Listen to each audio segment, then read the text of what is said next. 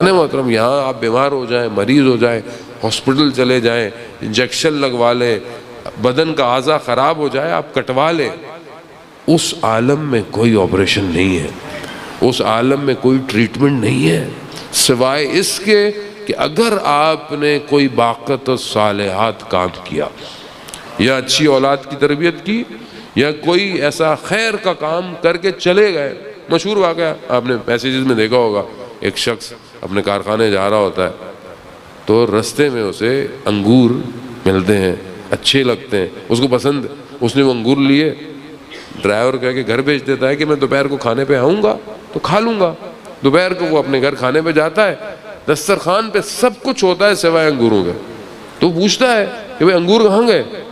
تو زوجہ کہتی ہیں بھئی آئے تھے، اچھے تھے، بچے کھا گئے اور جو بچا تھا وہ میں کھا گیا۔ اسی حالت میں دسترخوان سے بغیر کھانا کھائے اٹھتا ہے، اپنا سامان اٹھاتا ہے، اپنی فائل، اپنی بینک سٹیٹمنٹ، سب کچھ، چیک بک اٹھاتا ہے، کہتے کہاں؟ خاموش چلا جاتا ہے، رات کو دیر سے واپس آتا ہے، کہاں چلے گئے تھے؟ کہا میں نے یہ سوچا کہ جو گھر والے میرے لیے 4 انگور کے دانے نہیں رکھ سکتے وہ مرنے کے بعد میرے لیے کیا کریں گے؟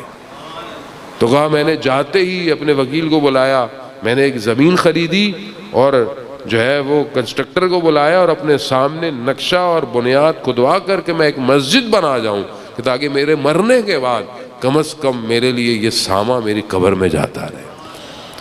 تو عزیزان محترم اپنے لیے کچھ نہ کچھ کریں۔ دنیا کے لیے انسان کتنا بھاگتا ہے، پلاٹ لے لوں، یہاں لے لوں، وہاں لے لوں، قسطیں دے دوں، دیتا ہی رہتا ہے۔ بعض اوقات انسان ساری زندگی قسطیں ہی بھرتا رہتا ہے اور اس کو موقع نہیں ملتا۔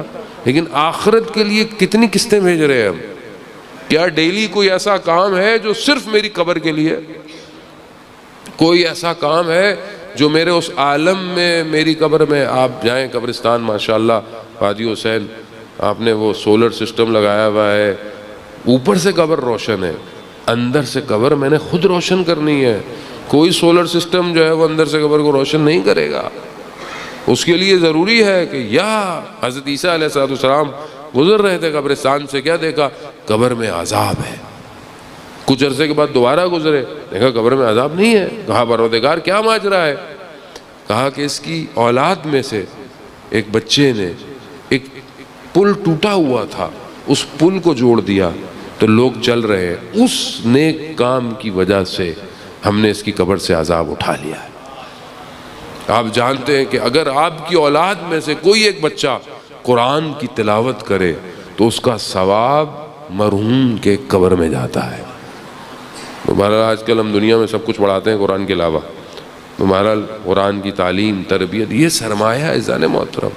خوب یہ انسان کو خود کر کے جانا ہے، اپنی آخرت کا نظام خود کر کے جانا ہے۔ اگر آج آپ کے پاس تھوڑا سا وقت نہیں ہے اپنے آپ کے لیے کہ آپ رات کو اٹھیں اور خدا کی بارگاہ میں مناجات کریں، کوئی ایک زندگی میں دعا پڑھ لیں، آپ اپنا نقصان کر رہے ہیں۔ آپ خدا کی بارگاہ میں جتنا گڑ گڑائیں گے خدا اتنا آپ کی موت کو آسان بنائے۔